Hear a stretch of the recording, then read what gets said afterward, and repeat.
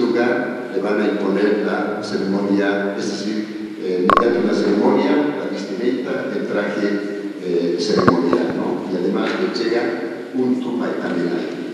Luego sale hacia Acapana, ¿no?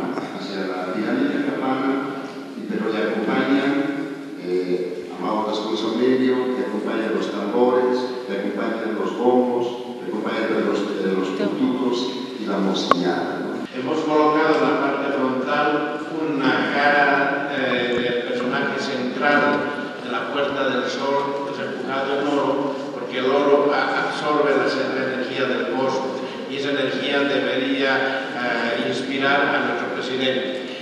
En la parte posterior está una víbora de 2 cabezas de pez, de sushi, que sería el sostén, el basamento a través de la reflexión, acompañado de un puma, que es la parte emocional que le va a dar la proyección.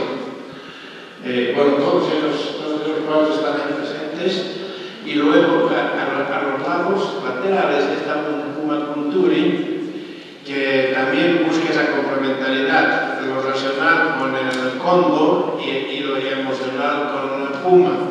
Y en la parte superior está el símbolo de la chacana, con 4 salidas y 8 espirales, que representa el cosmos en su totalidad. Eso sería el chu.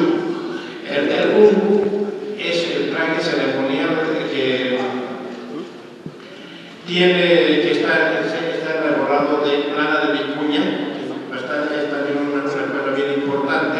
Anteriormente lo hacíamos solo de alpaca o de paño, esta vez hemos hecho tejer el material para que sea un conjunto de vicuña